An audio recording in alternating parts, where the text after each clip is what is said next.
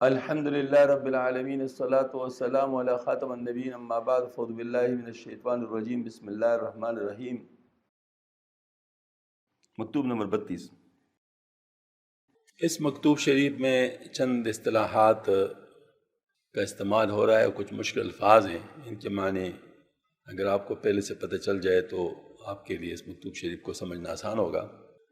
بدرجاتم، تمام تر، نہایت مکمل، جذب، اللہ تعالیٰ کی محبت کی وجہ سے نفس کی تقاضوں کا عارض طور پر ایسا دبنا کہ ان کا فی الوقت تو احساس نہ ہو لیکن ان کی تقاضوں کی طرف دوبارہ رجوع کا امکان شدید ہو۔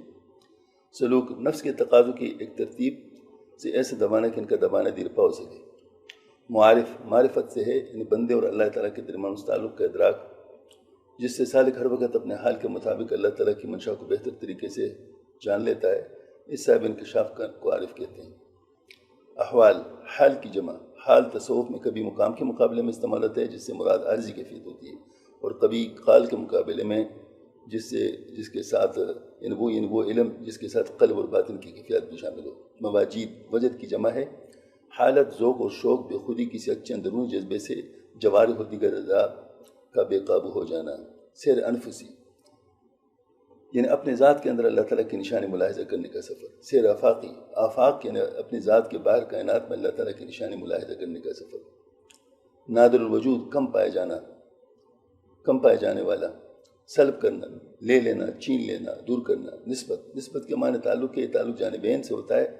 تصوف کی اصطلاح میں نسبت سے مراد اللہ تعالیٰ کے ساتھ بندے کا ایسا تعلق ہوتا ہے کہ اس کی وجہ سے وہ ہمیشہ اللہ تعالیٰ کے سامنے اپنے آپ کو حاضر اور جواب دے پاتے، ہر وقت اللہ تعالیٰ کو کسی نہ کسی صورت میں یاد کرتا ہے۔ اس کو طاعت اور عبادت کی طرف رغبت اور گناہوں سے طبی نفرت ہو جاتی ہے، ہم وقت اتباع سنت کی فکر ہو جاتی ہے، اللہ تعالیٰ کی طرف سے اس کے لیے گناہوں سے افات کرنے کا انتظام ہو جاتا ہے اور طاعت کی توفیقات سے نواز جاتا ہے جس پر رضا الہی کا ترتب ہوتا ہے۔ اس کا آثار سالک کے استعداد کے مطابق مختلف ہو سکتے ہیں، جن میں روحانی تربیت کے اسباب کا خود بننا، دینی کاموں کے لیے استعمال ہو جانا، اہل قلوب کے دلوں میں خود بخود اس کے لیے محبت کا پیدا ہو جانا اور اس کے پاس بیٹھنے میں اسے اللہ تعالیٰ کا یاد آنا۔ نسبت کا سلب ہونا، نسبت کے مندرجہ بالا تحقیق سے معلوم کسی بندے شیخ یا بزرگ کا کسی دوسرے بندے مرید سے حقیقی نسبت کو سلب کرنا ممکن نہیں۔ جو چیز سلب ہو سکتی ہے وہ عارضی کیفیت مثلا ذوق و شوق وغیرہ ہو سکتی ہے۔ اس بارے میں حضرت مناشف تانوی نے اپنی تحقیق کی ہے، ایک سلسلہ میں فرمایا کیونکہ نسبت حقیقی حاصل ہو کہ پھر کبھی غیر علی نسبت نہیں ہو سکتا، جیسے پھل پک کر کچا نہیں ہوتا یا بالغ ہو کر کبھی نابالغ نہیں بن سکتا۔ وہ غلطی سے اس کا شبہ ہو گیا کہ میں صاحب نسبت ہو گیا، جیسے صبح کاذب کوئی صبح صادق سمجھ لے۔ نابالغ کے زمانے میں کسی کا نکاح ہو گیا، کچھ عارضی جوش اٹھا مگر عورت کے پاس جا کر دیکھا کہ اب کچھ نہیں، تو حقیقت میں وہ بلوغ نہیں تھا، دھوکہ تھا بلوغ کا۔ حاصل یہ کہ بلوغ کا جو درجہ مطلوب ہے وہ نہیں ہوا، اس لیے اپنے خیال پر اعتماد نہ کرے، شیخ کی شہادت کا انتظار کرو۔ شیخ کی حقیقی تعلق میں اللہ کا جو کہ محض غیب سے، غیب ہے، علم نہیں ہوتا، مگر نقص ہے تو علم ضروری ہے، بس شیخ عالم عیب نہیں ہوتا مگر یعنی عیب کا جاننے والے ہوتے ہیں، یعنی کوئی کمی کے۔ مشار الیہ، جس کی جانب اشارہ کیا گیا ہو، جس کا پہلے سے ذکر آ چکا ہو، مراد یہاں حضرت مجدد ثانوی رحمۃ اللہ علیہ کے شیخ حضرت خواجہ باقی باللہ رحمۃ اللہ علیہ۔ وضع، طریقہ، روش، ڈھنگ، حالت۔ عام مصروف خود سرو یعنی یہاں مراد حضرت خواجہ باقی باللہ رحمۃ اللہ علیہ۔ علم نحو، عربی زبان کے قاعدوں کا وہ حصہ جن سے ہم مرکبات اور جملوں کی بناوٹ کا علم حاصل کرتے ہیں اور جملے میں استعمال ہونے والے مختلف الفاظ کی حیثیت پر بحث کرتے ہیں، علم نحو کہلاتا ہے۔ مثلا اللہ ایک ہے، اس جملے میں کون سے الفاظ ملے ہیں تو یہ جملہ بنا ہے، اور ہر لفظ کس طرح استعمال ہوئے، ان کی اپنی حیثیت کیا ہے، یہ نحو کے جملے میں آتا ہے۔ سیبویہ، ابو بشر عمر بن عثمان جو سیبویہ کے لقب سے معروف ہے، علم نحو کے امام ہیں، ان کا تعلق ایران سے تھا، متاخرین بعد میں آنے والے حضرات۔ مکتوب نمبر 32۔ اس کمال کے بیان میں جو صحابہ کرام اجمعین کو کے ساتھ مخصوص ہے اور اولیاء پر اس سے بہت کم اس کمال سے مشرف ہوئے ہیں۔ حضرت امام مہدی علیہ السلام میں وہ کمال بدرجات ہم ظہور پذیر ہوگا اور وہ کمال جذب و سلوک کی نسبت کے اوپر ہے، اور اس بیان میں کہ صفت کا کمال بہت سے افکار کے آپس میں ملنے پر موقوف ہے، اور اس کی ذاتی بہت سی نظریات و افکار کے مطابق و پیروی پر منحصر ہے۔ مرشد کی نسبت اگر اسی خالصیت و اصلیت پر ہے تو نقصان کا سبب بن جاتی ہے۔ ہدایت یافتہ مرید اس کو کامل کر سکتا ہے، اور اس کے مناسب امور کے بیان میں مرزا حسن الدین احمد کی طرف ارشاد فرمایا۔ واہ! آپ کا بزرگی والا مکتوب مبارک صادر ہوا۔ اللہ تعالیٰ کی حمد اور اس کے احسان ہے کہ دور پڑے ہوئے آپ بولے نہیں اور کسی نہ کسی موقع پر آپ یاد آ ہی جاتے ہیں۔ آپ نے پیر دستگیر یعنی خواجہ باقی باللہ رحمۃ کی نسبت خاصہ کے معلوم نہ ہونے کے بارے میں لکھا تھا، اس کا سبب دریافت کیا تھا۔ میرے مخدوم اس قسم کی باتوں کی تشریح، تحریر بلکہ تقریر میں بھی مناسب نہیں ہے، کیونکہ معلوم نہیں کسی کی سمجھ میں کیا آئے، اور اس سے کیا اخذ کرے۔ اس کے لیے پیر طریقت کے ساتھ حسن ظن رکھتے ہوئے اس کی خدمت میں حاضر ہونا یا زمانے دراز تک پیر کی صحبت میں رہنا ہر لحاظ سے ضروری ہے، وہ بدون خرط القطعات، اس کے علاوہ بے فائدہ رنج اٹھانا ہے۔ لیکن اس بنا پر کہ سوال کا جواب ضرور ہونا چاہیے، یہ فقیر اس قدر ظاہر کرتا ہے کہ ہر مقام کے علوم و معارف مختلف ہوتے ہیں اور وحال مواجد جدا ہوتے ہیں۔ کسی ایک مقام میں ذکر و توجہ مناسب ہے اور کسی دوسرے مقام میں تلاوت قرآن مجید اور نماز زیادہ مناسب ہوتا ہے۔ کوئی مقام جذبہ سیر انفسی کے ساتھ مخصوص ہے اور کوئی مقام سلوک سیر افاقی کے ساتھ ہے، اور کسی مقام میں دونوں دولتیں مخلوط ہیں، اور کوئی مقام ایسا ہے کہ جذبہ و سلوک کی دونوں جہتوں سے علیحدہ ہے، یعنی اس میں دونوں میں سے کوئی ایک بھی موجود نہیں۔ نہ جذبہ کو اس مقام سے کوئی واسطہ ہے، نہ سلوک کو اس مقام سے کوئی تعلق ہے۔ یہ مقام نہایت عجیب و غریب ہے۔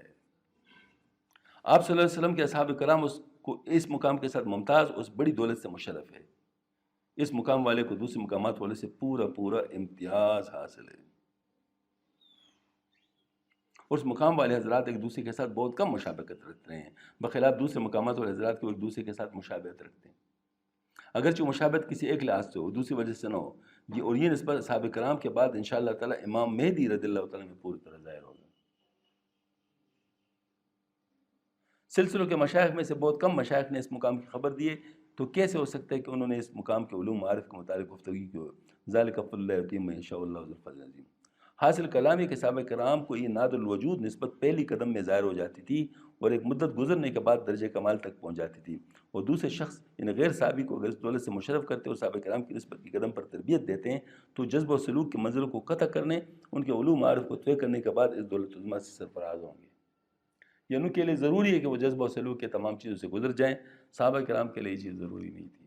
بنیادی بات یہ ہے کہ صحابہ کرام کی جو نسبت تھی وہ ایسی تھی کہ ان کو پہلے ہی قدم پر وہ ساری باتیں مطلب جو حاصل ہو جاتی تھی، پھر بعد میں جو ہے نا مطلب پختگی ہو جاتی تھی، تو یعنی درجہ کمال تک پہنچ جاتی۔ لیکن جو دوسرے صحابہ نہیں ہیں، جو ان کو جذب اور سلوک کے یعنی طے ہونے کے بعد وہ مقامات حاصل ہوتے ہیں، یا مقامات سے مراد بار بار میں عرض کروں گا چونکہ ٹرمینالوجی میں مسائل پیدا ہوئے ہیں، تو مقام کا مطلب یہ ہوتا ہے کہ وہ رذائل دور ہو جائے، جو رذائل دور جیسے حرص دور ہونے سے مقام قناعت حاصل ہوتا ہے، اور جو ہے نا وہ سستی دور ہونے سے مقام ریاضت حاصل ہوتا ہے، تو اسی طریقے سے یہ مقامات ان کو حاصل ہو جاتے تھے کمال کے ساتھ۔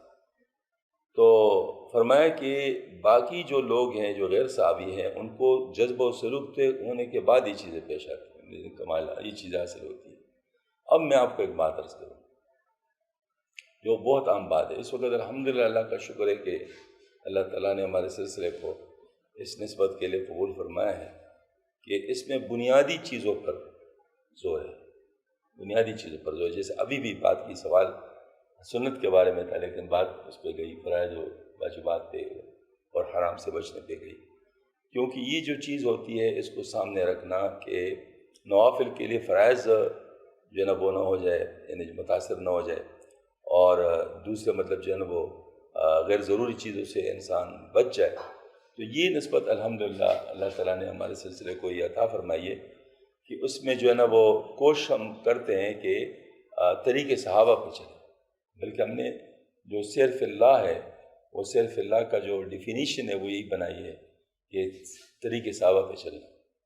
اب طریق صحابہ پہ چلنا ویسے سب کے لیے ضروری ہے، کوئی ہمارے سلسلے کے ضروری نہیں ہے، صرف سب کے لیے طریق صحابہ پہ چلنا ضروری ہے، لیکن اس کے اندر رکاوٹ جو ہوتا ہے وہ نفس ہوتا ہے۔ ہاں جی، تو نفس کی تربیت جب تک نہ ہو تو اس وقت تک انسان اس پہ نہیں چل سکتا۔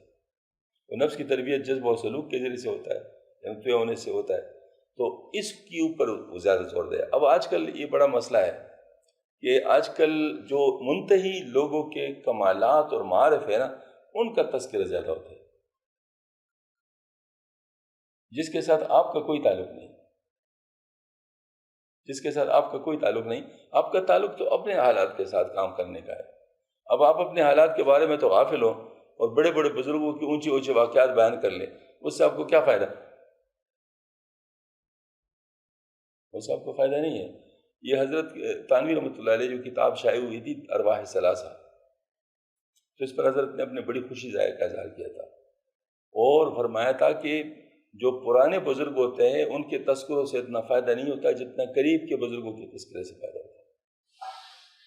اس کی وجہ ہے کہ قریب کے بزرگوں کے حالات ہمارے جیسے ہوتے ہیں اور اس پہ انسان عمل کرنے کی ہمت کر لیتا ہے کہ اگر فلاں ایسا کر سکتے ہیں تو میں کیوں نہیں ایسا کر سکتا۔ اب میں بڑے مثال کے طور پر صحابہ کرام کے واقعات بیان کروں بڑے اونچے یعنی مبالغے کے ساتھ اور خود اپنے طور پہ بالکل، تو مجھے فائدہ نہیں ہوگا، مجھے تب فائدہ ہوگا جب میں اس کے مطابق تیاری کروں، اور تیاری کیا ہے؟ جذب و سلوک والی ہے۔ میں یہ تیاری کروں گا تو پھر جو ہے نا مطلب مجھے اس سے فائدہ ہوگا کیونکہ میں وہ کر سکوں گا، پھر یعنی مطلب اس راستے پہ چل پڑوں گا، ورنہ پھر یہ کہ میں بہت جلدی اس کے بارے میں کہہ دوں گا کہ یہ تو بس وہ تو بڑے تھے نا، وہ تو بڑے تھے، وہ تو ان کی طرح ہم کیسے ہو سکتے ہیں؟ عموماً ایسا کرتے ہیں، نہیں کہتے جی ان کی طرح ہم کیسے ہو سکتے ہیں، اور اس سے اپنے آپ کو ڈسکنیکٹ کر لیتے ہیں۔ یہی سب سے بڑا مسئلہ ہوتا ہے۔ اس وجہ سے بات کرنی چاہیے لیکن وقت پہ کرنی چاہیے، بات کرنی چاہیے لیکن وقت پہ کرنا چاہیے، اور وقت یہ ہے کہ جذبہ و سلوک۔ اب اگر کوئی نیا آدمی آ جائے تو ان کو کہتے ہیں دوسری چیزوں میں مشغول ہونے سے ہی بچایا جاتا ہے۔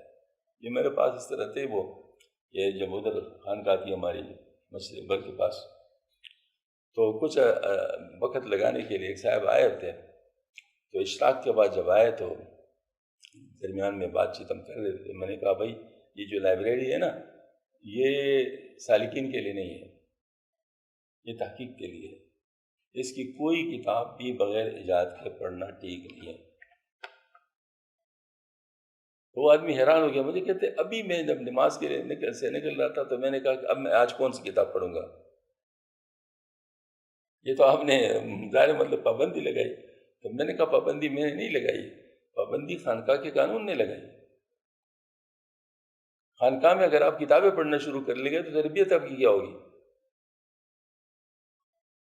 خانقاہ میں تو آپ نے رگڑا کرنا ہے، خانقاہ میں تو آپ نے جو نا عمل سیکھنا ہے، تربیت اپنی کروانی ہے۔ کتابیں بعد میں پڑھے نا، کتابیں پڑھنے سے کوئی روکے گا تو نہیں، لیکن وقت پہ پڑھو۔ ہاں طالب علم جو ہوتا ہے ان کو پہلے پڑھنا چاہیے کیونکہ طالب علم کا کام ہی ہوتا ہے، ان کے لیے باقی کام مؤخر کیے جاتے ہیں، لیکن جو طالب علم نہیں ہے، جو تربیت کے لیے آئے ہوئے خانقاہ میں آئے ہوئے تو اس کو تو پہلے اپنی تربیت کروانی چاہیے نا، کتابیں تو نہیں پڑھنی چاہیے۔ اب یہاں پر ایک بہت بڑے بزرگ کی کتاب آپ پڑھ لیں تو سوائے متاثر ہونے کے آپ اور کیا کر سکتے ہیں؟ صرف بس آپ کہہ دیں گے یہ بہت بڑے بزرگ تھے تو تم پہلے سے مانتے، وہ کون سی نئی بات ہو گئی؟ وہ تم پہلے سے ان کو مانتے ہیں، لیکن آپ کو اس کی زندگی سے جس کو کہتے ہیں عبرت ہو جائے اور فائدہ ہو جائے اور آپ اس کی طرح چلنا شروع کر لیں تو یہ کیا ہوگا؟ سبحان اللہ، یہ تب ہوگا جب آپ اپنے نفس کو قابو کر لیں گے۔ اپنے نفس کو قابو کر لو۔ کیس سٹڈیز بہت ہیں، کیس سٹڈیز بہت ہیں، اس میں کوئی مسئلہ نہیں ہے، لیکن مسئلہ ہے کہ پہلے جو چیز ہے جو اس کے ذریعے سے تم کر سکتے ہو وہ جو ہے نا پہلے وہ تو حاصل کرو نا۔ تو یہ چیز جو ہے نا مطلب جو ہے نا اس کے اندر آئی ہے کہ باقی حضرات کو یہ جو ہے نا وہ جذبہ سلوک طے ہونے کے بعد تھی، اور صحابہ کرام کو اپنے طور پر یہ حاصل ہو جاتی صحبت کے ذریعے سے، صحبت رسول صلی اللہ علیہ وسلم کے ذریعے سے ابتدائی طور پر وہ جو اصل۔ اب میں آپ کو بتاؤں کہ وہ کیا چیز ہے۔ مثلا دیکھیں نا، اب جن لوگوں کی قبولیت ہو تو قبولیت میں پھر یہ ہوتا ہے کہ پہلے ان کو جو چیز حاصل کرنی ہوتی ہے وہ دے دی جاتی ہے، اور پھر اس کے بعد ان کو راستہ دکھایا جاتا ہے، ان میں پختگی لائی جاتی ہے، یعنی پہلے اجمالاً مل جاتی ہے پھر اس کے بعد تفصیلاً ملتی ہے۔ آپ یوں کہہ سکتے ہیں۔ اب چونکہ صحابہ کرام تو سارے مقبول تھے، مطلب ظاہر وہ تو یعنی آپ صلی اللہ علیہ وسلم کے اوپر ایمان لانے کے ساتھ ہی وہ قبول ہو جاتے، تو ان کو وہ چیزیں اجمالاً مل جاتی تھی، پھر بعد میں تفصیلاً ان کو یعنی وہ مجاہدات سے گزرنے، جو وہ ایسے صوفیانہ مجاہدات نہیں تھے، وہ عملی مجاہدات تھے، یعنی جہاد سے بڑا مجاہدہ کیا ہوگا، اور ہر وقت وہ تقریباً جہاد میں ہوتے تھے۔ آج اس طریقے سے مطلب یہ ہے کہ ان کا جو راتیں جس طرح گزرتی تھی، ان کے جو دن جیسے گزرتے تھے وہ سارے مجاہدے سے پر ہوتے تھے، ان کے وزار پختگی اسی کے ذریعے سے آ رہی ہوتی تھی۔ تو یہی مطلب اس میں بنیادی بات ہے کہ ہم لوگ بھی طریقے صحابہ پہ چلے، لیکن طریقے صحابہ پر اب چونکہ آپ صلی اللہ علیہ وسلم کی صحبت موجود نہیں ہے تو لہٰذا اس کی کمپنسیشن کے لیے وہ جذبہ و سلوک وہ طے کرنا ہے. اس کے ذریعے سے آپ کے اندر استعداد آئے گی. وہ جو استعداد آپ کے اندر آ جائے گی تو پھر آپ جو ہے ماشاء اللہ اس کو حاصل کرنا شروع کریں. اللہ تعالیٰ توفیق عطا فرمائے. ابتدا میں اس نسبت کا ظہور سید البشر علیہ وآلہ السلام کی صحبت کی برکت کے ساتھ مخصوص تھا، لیکن ہو سکتا ہے کہ آپ صلی اللہ علیہ وسلم کے متبعین میں سے بھی کسی کو اس برکت سے مشرف فرما دے تاکہ اس کی صحبت بھی ابتدا میں اس بلند نسبت کے ظہور کا سبب بن جائے. فیض روح القدس آپ مدد فرمائے دیگر ہم بکوند آنچ مسیحا می کرد گر کرے امداد پہ روح القدس بس ایک بار دوسرے بھی کر دکھائیں جو مسیح نے کیا. اس وقت اس نسبت میں بھی اندراج نہایت فی البدایت ابتدا میں انتہا کا درج ہونا ثابت ہو جاتا ہے، جیسے کہ جذبہ کے سلوک پر مقدم ہونے کی صورت میں ثابت ہوتا ہے. یہ موضوع اس بیان سے زیادہ گنجائش نہیں رکھتا. اس کے بعد اگر ملاقات نصیب ہوئی اور سننے والوں کی جانب سے سننے کا نہیں گمان معلوم ہوا تو انشاءاللہ تعالیٰ اس کی نسبت کچھ بیان کیا جائے. وہ سبحان الموافق. آپ نے بعض دوستوں کے بارے میں لکھا تھا اس فقیر نے ان کی لغزشوں کو معاف کر دیا. حق سبحانہ تعالیٰ سب سے زیادہ رحم کرنے والے اور معاف فرمائے. لیکن آپ ان دوستوں کو نصیحت فرمائے کہ حضور غیبت سامنے بیٹھ پیچھے اس فقیر کو آزار و تکلیف دینے کے در پہ نہ ہوا کرے، وہ اپنے وضاحت اور حالتوں کو نہ بدلے. ان اللہ لا یغیر بقوم حتی یغیروا ما بانفسہم واذا اراد اللہ بقوم سوء فلا مرد له وما لهم من دون من وال. آپ نے میاں شیخ العداد کے بارے میں خالص طور پر لکھا تھا. فقیر کو اس میں کچھ مذائقہ نہیں ہے، لیکن مشان دلیہ ان شیخ العداد مذکور کے لیے اپنے وضع تبدیل کرنے سے نادم ہونا ضروری ہے، کیونکہ الندم توبہ شفاعت چاہنا ندامت کی فرع ہے. بہرحال فقیر اپنی طرف سے معاف کرتے اور دوسری جانب کو آپ جانیں. دوسرے کہ سرہند کو اپنا گھر تصور فرمائیں. محبت کا تعلق پھر بھائی ہونے کی نسبت اس قسم کی نہیں ہے کہ عارضی باتوں سے ٹوٹ جائے. زیادہ کیا لکھوں والسلام. مخدوم زادہ و گھر سب کے ساتھ دعا کے ساتھ مخصوص ہے.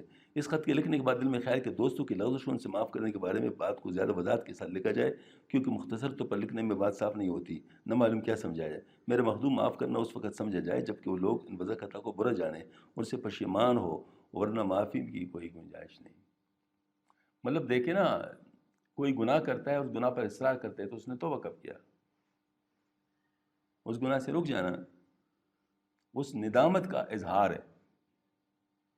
پوئندہ نہ کرنا اس پر استقامت کا اظہار ہے. سمجھ میں آئی نا بات؟ تو یہ دونوں چیزیں ندامت اور استقامت یہ ضروری ہے کسی بھی توبہ کے لیے. اور آپ نے لکھا تھا پیر دستگیر خواجہ باقی باللہ رحمۃ اللہ نے مقام یعنی خلافت دہلی کی سجدت کی ان لوگوں کی موجودگی میں شیخ العداد کے سپرد کیا تھا. یہ ایک بات ذرا وضاحت چاہتی ہے. اگر انہیں سپرد کرنا اس معنی میں کہا ہے کہ فقراء اور آنے جانے والوں کی خدمت کرے، ان کے کھانے پینے کا خیال رکھے، تو یہ بات ماننے کے قابل ہے. اور اگر اس معنی میں کہا کہ طالبان طریقت کی تربیت کر لے اور پیری کی گدی پر بیٹھے تو یہ بات قابل تسلیم نہیں ہے. اور آخری مرتبہ کی ملاقات میں حضرت پیر مرشد نے اس فقیر سے فرمایا تھا کہ تم تجویز کرو کہ شیخ العداد ہماری جانب سے جا کر بعض طالبوں کو ذکر بتائے اور بعض طالبوں کے حالات ہم تک پہنچائے، کیونکہ اب میں اپنے سامنے بلانے اور ذکر بتانے اور حوال پوچھنے کی طاقت نہیں ہے. فقیر کو اس بارے میں بھی تردد میں تھا. چونکہ ضرورت تھی اس لیے فقیر نے بھی اس کا تجویز کر دیا. اس قسم کی تبلیغ محض ایک طرح کی سفارتی ایلچی کی قسم سے ہوتا ہے، خاص طور پر جب ضرورت کی وجہ سے ہو. وہ ضرور تقدر و بقدرہا، اور ضرورت کی چیز بقدر ضرورت ہی حاصل. پس یہ سفارت بھی عام موصوف کو دوسروں کی زندگی تک ہی رہے گی، اور عام موصوف کو دوسروں کی رحمت فرمانے کے بعد ان کی طرف سے ذکر بتانا اور طالبوں کا حال پوچھنا خیانت میں داخل ہوگا. بعض لوگ اجازت کے خواہش مند ہوتے ہیں نا، تو بڑے لطیفے بھی واقع ہوئے ہیں. مثال کے طور پر ایک شخص مجلس میں بیٹھا ہے اور جانا چاہتا ہے، کہتے ہیں جی اجازت ہے؟ تو حضرت فرماتے جی اجازت ہے. جا کر بتاتے جی انہوں نے مجھے اجازت دے دی.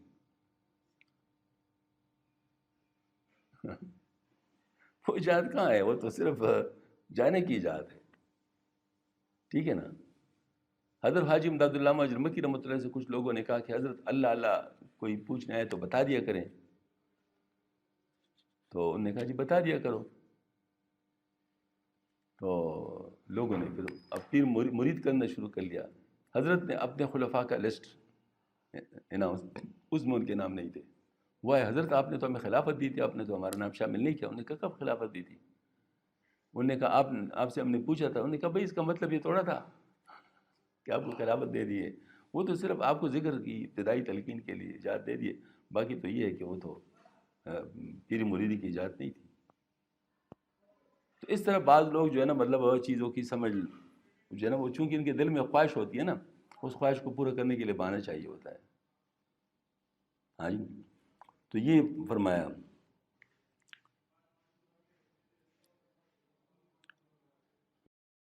آپ نے تعریف فرمایا تھا کہ پیر دستگیر حضرت خواجہ باقی باللہ کو دوسروں کی نسبت باقی رہتی ہے، یعنی اس میں زیادتی اور نقصان واقع نہیں ہوتا۔ میرے مخدوم، ہر فن و صنعت کا مکمل ہونا بہت سارے فکروں کے ملنے پر موقوف ہے۔ جو علم نحو سیبوی نے وضع کیا تھا، متاخرین کے فکروں نے اس کو 10 گنا زیادہ کر دیا۔ اسی اصلیت پر رہنا خود عین نقص۔